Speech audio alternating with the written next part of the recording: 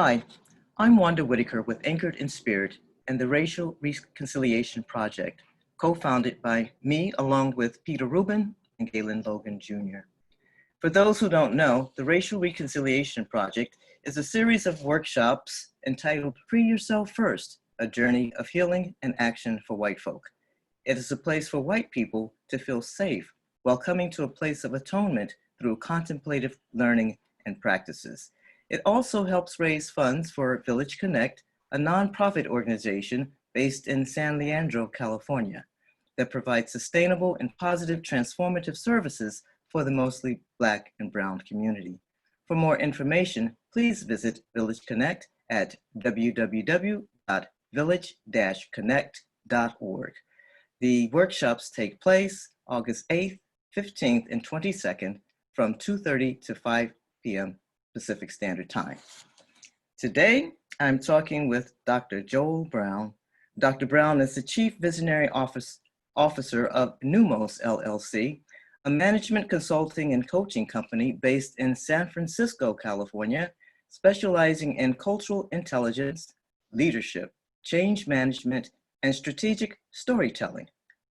As a change agent, Joel works with organizational leaders to cultivate innovative, creative, and adaptive environments where the cultural genius of everyone can be harnessed and leveraged successfully. Wow, Joel. I love this introduction and how you're such a wordsmith with your bio. But you and I first met maybe about 8 years ago through a mutual friend, Chip Conley. We used to have get-togethers, what we call spiritual gatherings or sengas at his home. And we would have these gatherings maybe every 2 to 3 months. And later on, we began to have a friendship in which we became basketball buddies because I found out that you really loved basketball and you were a fan of the Golden State Warriors. You even had season tickets, so I got to go see some games with you. And we always have been close in taking long walks, having long, mostly personal and intellectual conversation. I want to start off by asking you about Minnesota. I know that you were originally from Milwaukee, but you did go to undergraduate in Minneapolis at the University of Minnesota. Mm-hmm. And from what I understand and from my readings, that was the Minneapolis being the first place that they had the racial covenant, which actually is redlining and prevented a lot of African Americans from leasing and owning property, actually renting property where white people lived. And that was in 1901. That's a long time ago. I did not know that about Minneapolis. So I just want you to give us a story or tell us something about Minneapolis that we may not know that has a relationship with the George Floyd case or the Black Lives Movement case or something that you learned being at the University of Minnesota, especially around race relations. Well, first of all, thank you for having me. You're welcome. Sorry, I didn't mean to cut you off. No, and I was going to say, and perhaps how you grew up. Yeah.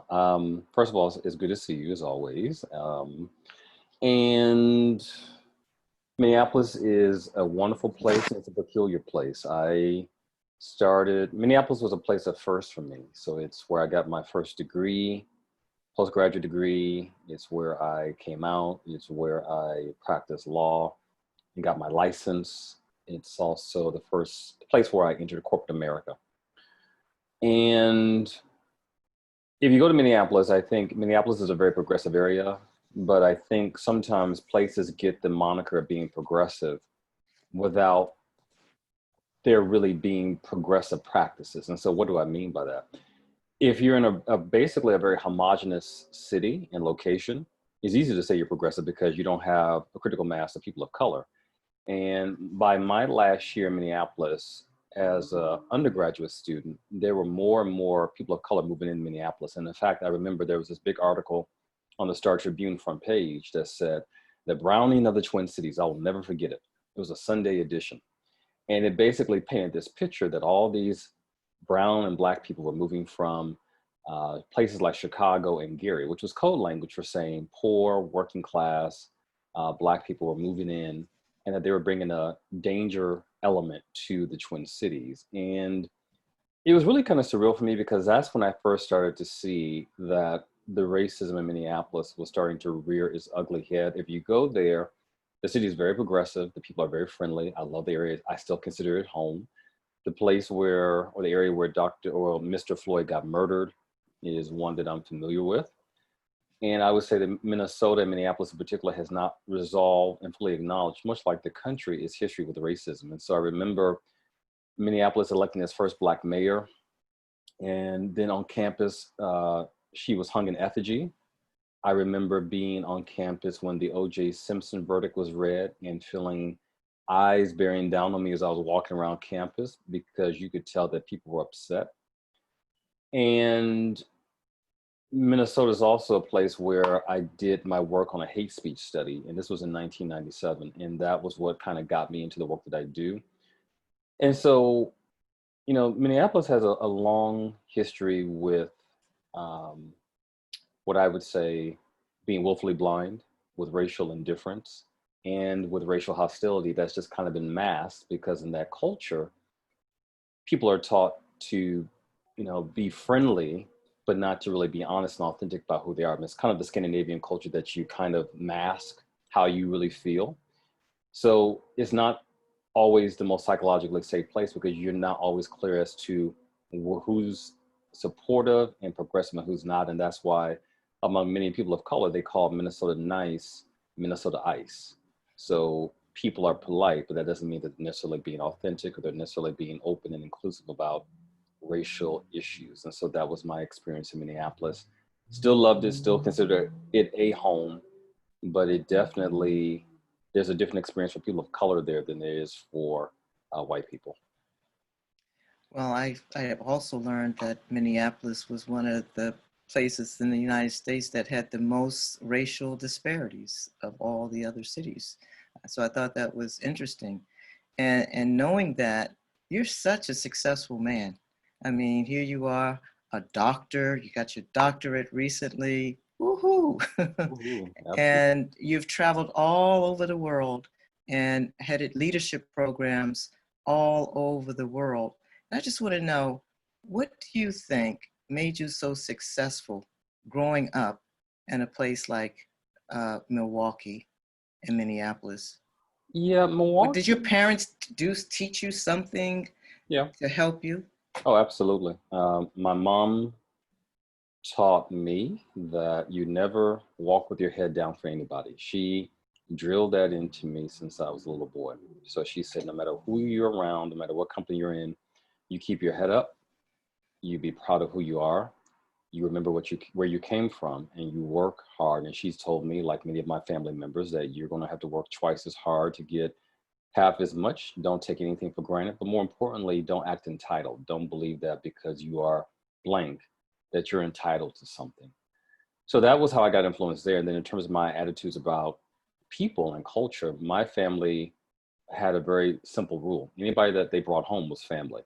So that meant that if you were Filipina, if you were Latino, if you were white, if you were LGBTQ, everybody who came in the house was family. So I, at a very early age, started to look at people as being, Dios or Diaz or uncles, aunts, brothers, sisters, and just kindred relations. And so I learned, I was very comfortable in a multicultural environment. And it still to this day is odd to me to be in environments where it's just homogenous and it's Mhm. just one type of person. And what I'm always thinking about when I'm in those environments, and that's different from environments, for example, where there are Black people or there are LGBTQ people and they need to protect themselves, or it's a dedicated space for people to come together.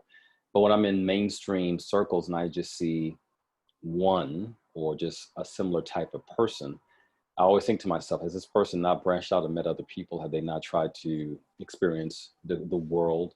And I hope they do, because um, every person I meet to me is basically a friend I just haven't met yet. And so I'm always curious to learn about other people's experiences, other people's culture, and to share a story and to connect and to talk about who we are as people.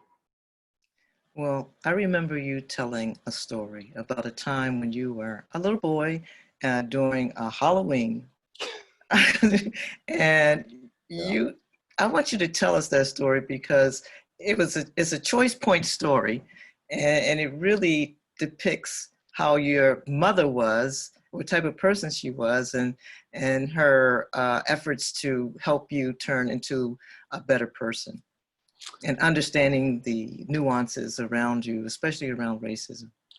Absolutely. So, I was Superman for Halloween one year, and Superman, as we all know, is white.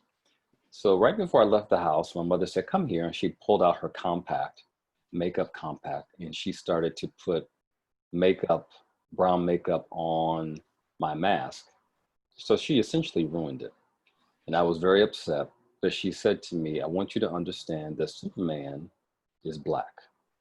And I didn't understand it at the time, but now looking back, and probably with a bit of a better decorative element on her part, uh, I understood what she was saying to me is that she wanted me to understand that excellence and power and um, all the things that we associate with superheroes and superheroes, those are things that are inherent to our experience as Black people. These are not things that are just reserved for one community. And she wanted me to be aware of that.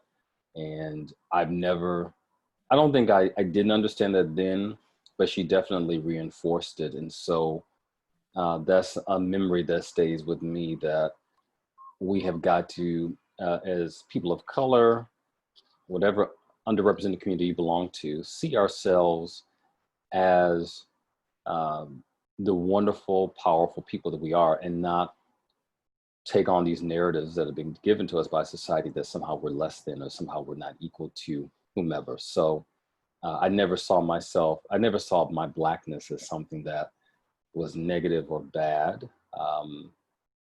As I got older, I certainly had to deal with that, like many of us when you're growing up, being dark skinned.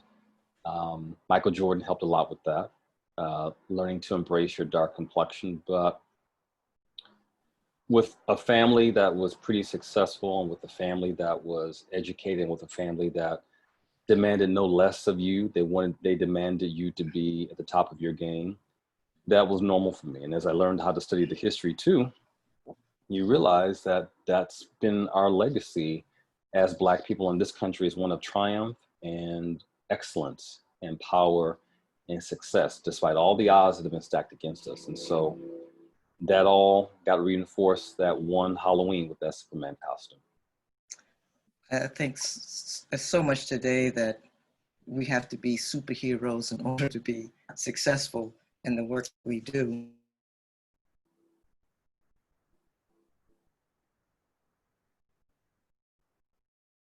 Sure, some racial discrimination. So if you could just tell us a little bit about that. Have you, excuse me, ever been exposed to or have experienced any type of discrimination in your work as a diversity trainer? Yeah, I mean, I've experienced and been witness to racism since I was a little boy. I mean, it starts off with the kids, the white kids who tell you that you're not smart or that if you are smart, that I had one little boy, his name was Ian. I can still remember that. He told me I had false intelligence. Now, how do you have false intelligence? I don't know, but he told me that I had false intelligence. To the kids in high school who said I shouldn't have been on the math team, to um, going to college and people assuming that you're an affirmative action recipient, even though their fathers and grandfathers may have enabled them to get a legacy scholarship at the school. And then you go to a law firm and people assume that you work in the mailroom. And then as a consultant and as a business owner, people being shocked that you are the business owner and people talking to you as though you should be happy to have their business. And I've had to remind people on several occasions that, as they're talking to me, I say, you're the head of your ship, I'm the head of this ship. So there needs to be a level of respect. Sometimes in terms of services and fees, people questioning why you're charging what you do when our rates are competitive and based on knowledge and expertise. And so those are the ways in which it subtly comes up. And then also just dealing with dynamics when people are not used to you being who you are. I will say to you, you know, at this point I have 2 doctorates, and I don't think it's a stretch to say that I've needed to have 2 doctorates in order to get the same respect that a white man in my position would get. Because um, white people enter a room and they're instantly given credibility and cachet and assumed to have certain knowledge. And I've seen a lot of mediocrity. I've seen a lot of mediocrity among a lot of leaders who are deemed to be, you know, thought leaders or titans of industry or people in the C-suite. And they're not any more smart than a number of the people, a number of the women, a number of the LGBTQ people, and certainly a number of the people of color I know. But there's a presumption there. And I think that when you're a person of color, you have to kind of stack the chips and to make sure that you look good on paper to get the same amount of respect. And that shouldn't be, but that's just what it is. And I'm a nerd, so I don't mind having gone to school and whatnot. But it's at this point that even, but for example, walked into rooms and people just calling me Joel, and I noticed that with people of color, they always call me Dr. Joel, and that's not something that I throw in people's faces, but I just noticed that with people of color, there's a level of reverence and respect, primarily because I think they understand how difficult that is for us to get to that point. And I see my doctorates as community achievements because I think of the people who helped me to get to where I am. And I've been in other environments where people have very quickly or easily just dropped off the doctor, or they ignore who I am. And I've actually had some people say to me too, well, you know, based on my level of experience, I would say this, and I have to remind them that I have the same, if not much more experience than they do. And I know what I'm doing. I've been doing this work for quite some time. And so I'm very confident in my approach and my methodology, what I see and my results, and my record backs it up. So those are the things that we have to encounter. And I think also as people of color, sometimes you think, can I even say that? Like even saying that, asserting yourself, do I have the right? Do I have the place to? And we have the right to be self-assured and confident as well, just like anybody else. Not cocky. You don't want to be arrogant, but to step into your power. And I think for many people who are white, they take that for granted. And they also take offense if you do the same thing that perhaps they've been doing for all of their life. Yeah, I could say that's a benefit of white privilege, right? You could say that actually it's a luxury of white privilege. And so knowing this, I know that you have worked and are working with large corporations with the type of work that you do. But how do you keep them accountable for, you know, changing policies perhaps around Black lives and the Black Lives Matter movement? Well, I think that's $1 million question. How do you keep them accountable? I think the first thing I'm very clear about is what's our approach? Our approach is very simple. We don't just work with corporations and companies. We work with any organization, any community, any individual that's dedicated to growth and transformation and healing. Because the healing aspect, and of course you know about this with the work that you're doing, is really the understated part of it. But the first thing I talk to them is I ask them quite directly, why are you doing this work? You know, you can kind of sniff, you can sniff it out if someone is just doing it because they want money, or they're just doing it because it's the trendy thing to do, or if they don't know why they're doing it, but just being pushed to do it. So I'm very curious when I talk to people. I take time to get to know who they are and to understand why they're personally invested, because this has to come from the heart as well. It can't just be a head or academic exercise as to why they're getting involved with different things. And I would say to you, we also ask our clients to sign kind of an MOU, which basically says you understand that this work is going to be challenging. It's going to take you outside of your comfort zone. You understand that this work will require you to grow. You understand that this work will change your paradigm and cause you to look at yourself and the world around you differently. And you have to be okay with that. You have to be okay with being challenged and having your paradigm shifted. And also, you know, you ask a number of questions, or we ask a number of questions about what they're going to do to support the work.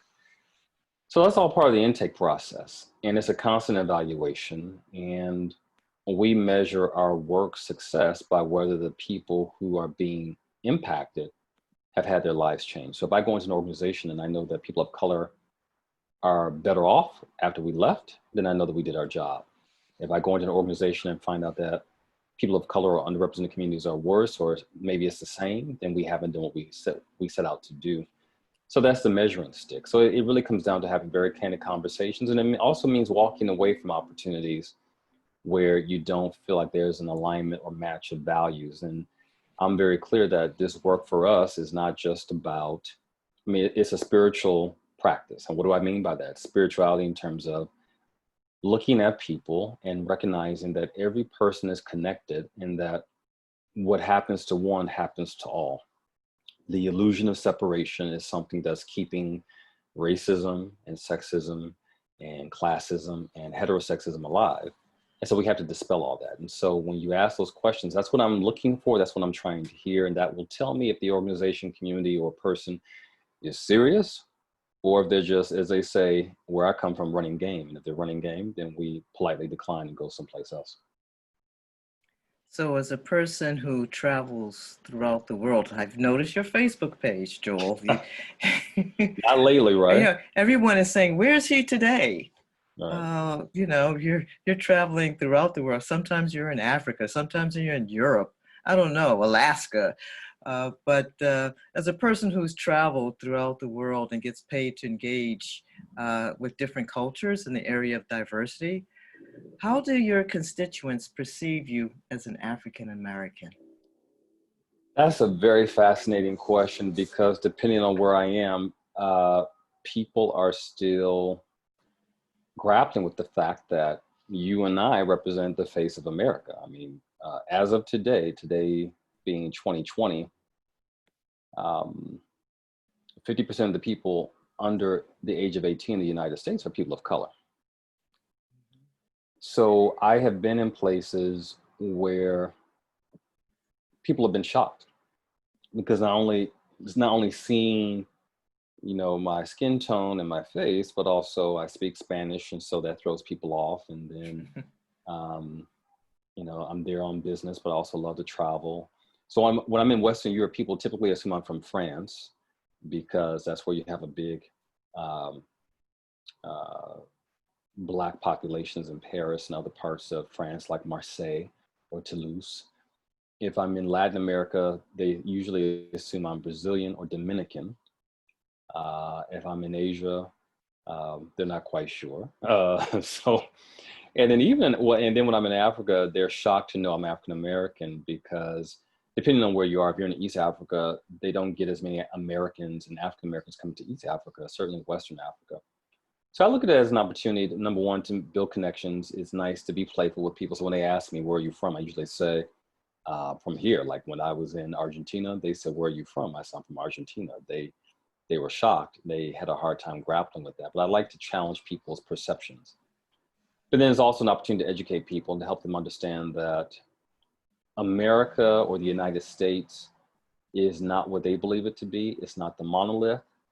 It's not hamburgers and rock and roll. I've shared with people that I didn't grow up listening to rock and roll. I didn't grow up listening or eating hamburgers and French fries. I grew up on soul food. I grew up listening to R&B and hip hop and jazz and those sorts of things. So giving them a different picture of America, and I think we've not done a good job as American citizens to educate people about what a multi-ethnic, culturally rich country we are. And they see that. And so then when you go to other countries, they're now curious to say, oh, we thought that you all were about working and money and, the Beach Boys. I mean, I've had these things said to me, and I've had to say to them that African Americans have a similar but a distinct culture.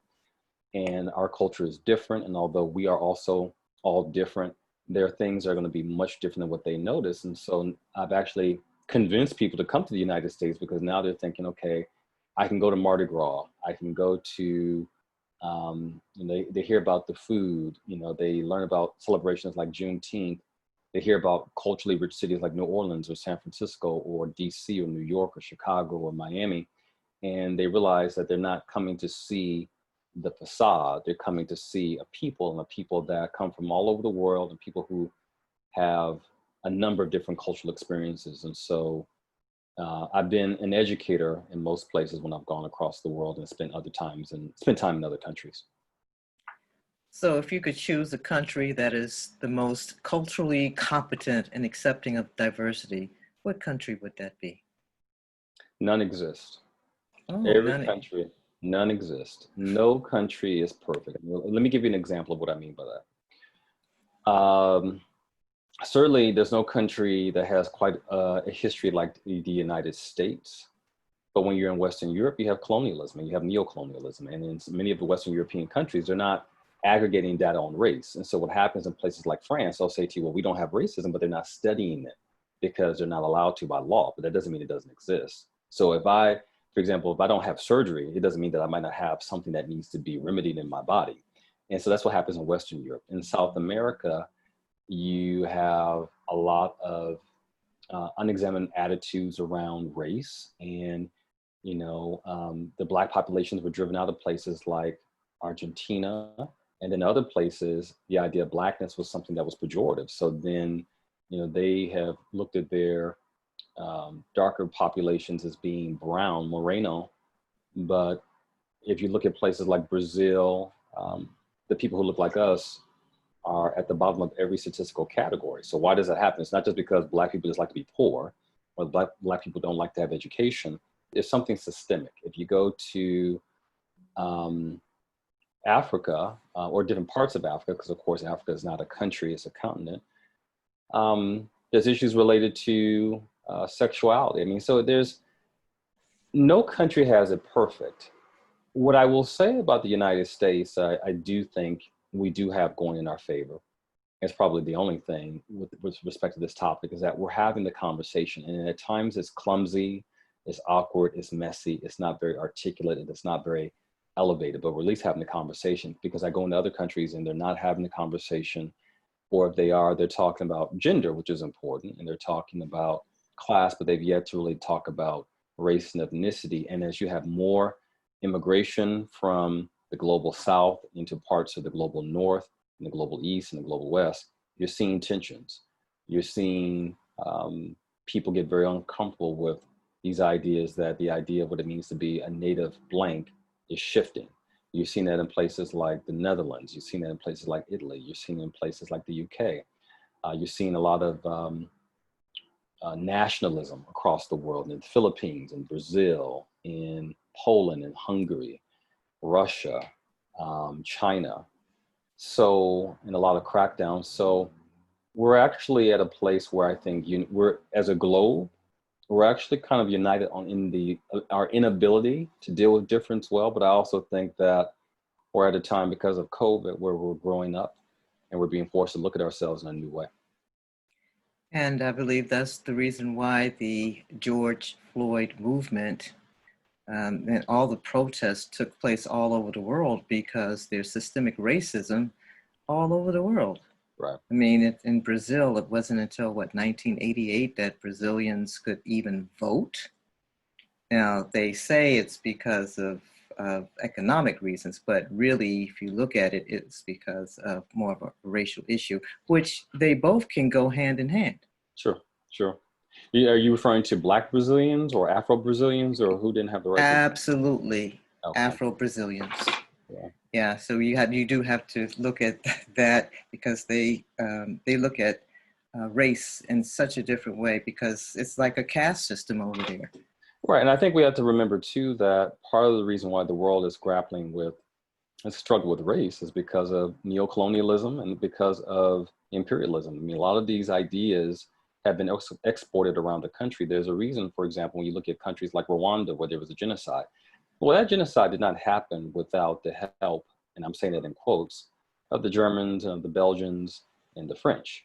I mean, who exploited and created these artificial categories, or stirred up a lot of this unrest, and then helped to support that genocide with military backing and with military personnel, or with military equipment. I mean, those are things that we look at and say, oh, that's just an ethnic conflict, but that was something that Europe helped to create, and then Europe essentially ignored when the genocide was happening. If we look at what's happened in a number of different places, the ideas around being lighter, being a standard of beauty, or being a sign of refinement or intellect. You see that in Asia, you see that in Africa, you see that here in the United States, you see that in Europe. But where did that come from? That came from an exported idea of white supremacy that has circulated circled the entire globe. And those are the things that we're still fighting with. And so we are living in an interdependent society. We don't live in a society that's separate and distinct. And because of these different ideas and norms and ideas around thought or history, philosophy, science, beauty, mathematics, all those things, there's been a whitewashing of history. And we've learned that, or been taught that Europe was, where civilization began, and anything south of Europe was basically just a land of savages. Those are the things that we've learned and we've heard over the years. And that's just simply not true. And that's simply not how things happen. And we know things, for example, that the Ashanti were doing surgical procedures long before Europeans. We know that there are many agrarian practices that were developed in Africa. We learned a lot of our music and our philosophy came from other places other than Europe. And so those are things that have not really been talked about. But if you tell a lie long enough, it becomes a truth. And then if you have what you have in different parts of the world are people basically acceding to these things as though they're normal because of what they've been told, what they've been fed, and because of the histories that they've been fed by people who don't look like them, people who don't have their best interests at heart. That's our world. And so we're starting to wake up from that. We're starting to understand the importance of, once again, multiculturalism and just the cultural beauty of the mosaic of the planet, and that there's been contributions from a variety of peoples, but there's a lot of work that needs to be done. And there's a lot of work that needs to be done to also help people understand that particularly Black people have made a lot of contribution to the advancement of humanity and to the planet. And that for the planet to continue to be, for us to survive, you're gonna need Black people and the genius and intellectual capital of Black people, as well as everybody, in order for us to survive as a species. Yeah, and all that history has to be unlearned. And Yeah. that's a lot to unpack on anyone, especially if you've been lied to for most of your life. It can be very hurting or hurtful. Right. And as you talked about the whole thing of racism throughout the world and the impact it has had on, like, for example, the beauty industry. There are people Black people in Jamaica that are bleaching themselves white, along with Nigeria. And that is because they don't like who they are. It's a lot of self-hate going on as a result of the pressure of being in a place of superiority. So it's a major challenge. And as a major challenge, what do you think is the major challenge for white people in overcoming implicit biases to come to a place of resolve? And second part of that is, what do you suggest they do to heal themselves? You're asking me some I tough know, questions. but I know you're a doctor, Joel. Yeah. You have 2 doctorates. Yeah, and I would say to you that this is more just coming from the heart and just coming from my lived experience and just observation. I think ultimately there are 2 things that I would encourage white people to think about. Number one, and there's some noise going by the window, so I'll let that go by before I answer. Some scooters. What I would like for white people to think about, there's several things. Number one, to understand that this work is not about you helping me, it's about you liberating yourself. There's something fundamentally, there's something that fundamentally needs to be healed if you're a white person in this system, because you've been fed a lie, you've been fed a lot of hurtful things to convince you that implicitly or explicitly that you're better than other people. I think white people have been denied their full humanity. I think white people have not been able to express and to tap into the full expression of who they are because of racism. So I think understanding the healing aspect of that, I think that's the first piece of it. The second thing that I would encourage white people to think about is that what you have been taught about the world is just one version and one reality. It's not the entire reality. So understanding that you and I could be, we are living in the same space, the same bubble, and yet we're having two different experiences. And it doesn't mean that your experience is necessarily wrong, but it also does mean that you have to consider that my experience might be right. And really the truth lies in the middle. And for a lot of people, understanding that a lot of how they, a lot of the benefits that people get, doesn't mean that people have not worked hard and don't deserve the good things in life, but there's been a boost and there's been help based on the fact that a person has white skin. Just like as a man, I have to acknowledge that part of what's made it easier for me in life, not easy, but easier, is I'm a man. And I can accept that. Right. And I think the third thing that I want white people to realize is that this is a lifelong journey. I've heard a number of people say to me recently, oh, you know, I'm tired. This is so exhausting.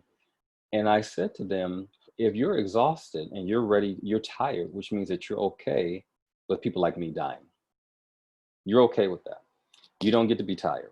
Now, I'm going to be compassionate with you as a human being. And I understand that if you have been told a certain narrative all your life, it could be daunting. It can feel exhausting. It can feel a lot to have to peel back a lot of that. But that's the work that we all have to do. And we can't afford for you to be tired, because people have been tired and different and frankly invested in some of the racism that's happened, is why we've had the Middle Passage, is why we've had Native Americans who've been basically had communities destroyed, why we've had Asians in prison camps, why we've had Latinos, babies put in cages in the last 4 years. So it's not the time to be tired. It's the time to be focused, intentional, purposeful, and righteous in thought and action, and activated to make sure that racism is eliminated, like right now.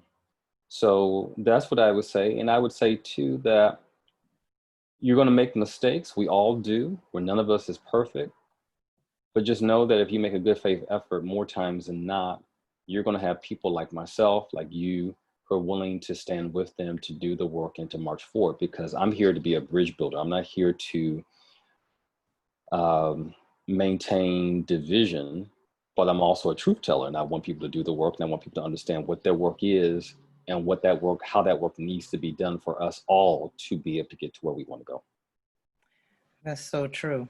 I mean, actually, we're all here to learn lessons, and we're wrapped up in these packages. I call them Halloween costumes, because There you that's go. There you going go. back to the Halloween story. Right.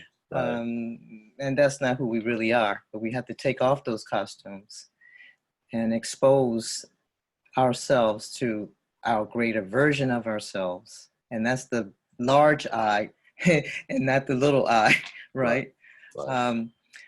But you know, you are a wordsmith, and you make great poetry as well. I mean, there's that creative side of you, Joel, that I really, really enjoy.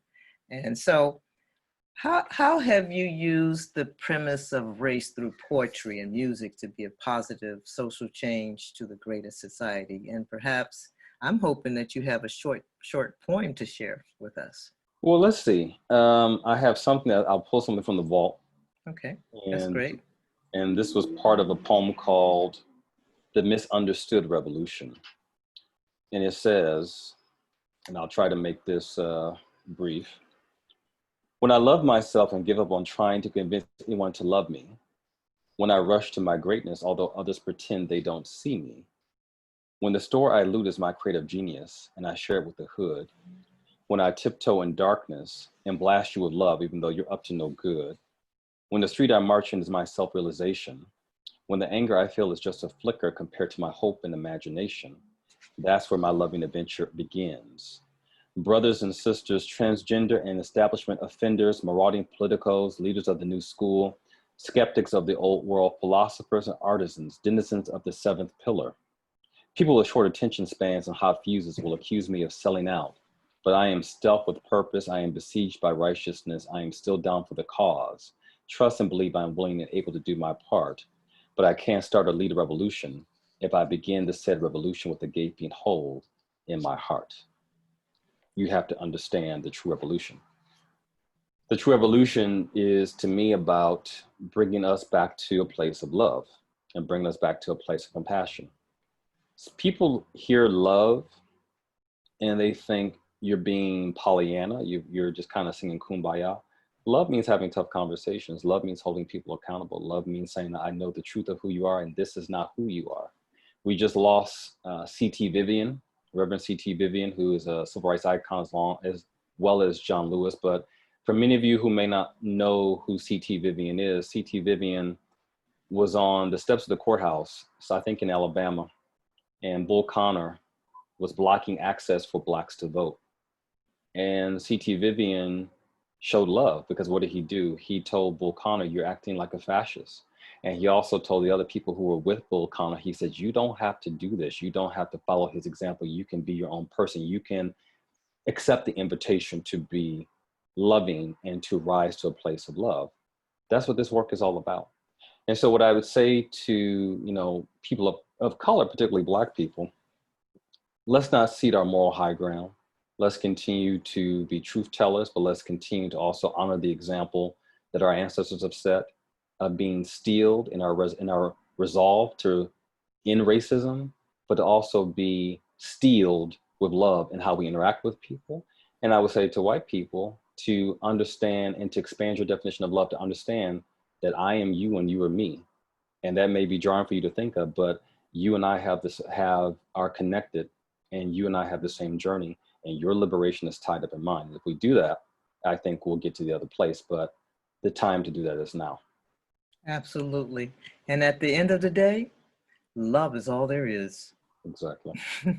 Well, I have certainly enjoyed speaking with you, Joel. I do want to say thank you. Thank you for sharing your thoughts and your visions, and I'm sure that people got a lot out of it.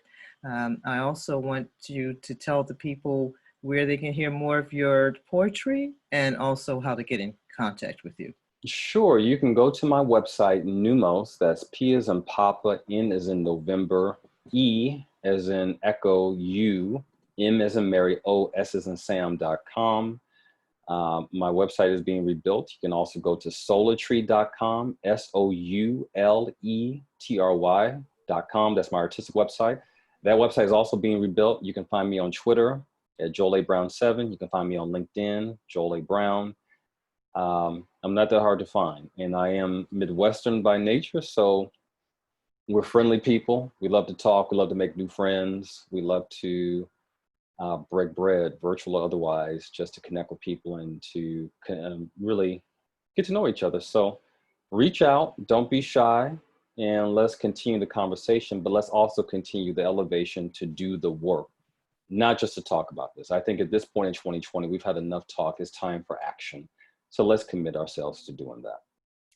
And we will be doing the work at the Racial Reconciliation Project and the workshops that we're holding. Free Yourself First, a journey to heal, to heal and take action for white folk. So be ready to take some action and also to heal yourselves. Again, I'm Wanda Whitaker with Anchored in Spirit and also the Racial Reconciliation Project. You can get more information at www.village-connect.org. And we look forward to seeing you there at the virtual, it's a virtual, and I love the peace out, right? Peace out. Yeah. Virtual online workshops. Again, thank you for attending and listening to this conversation.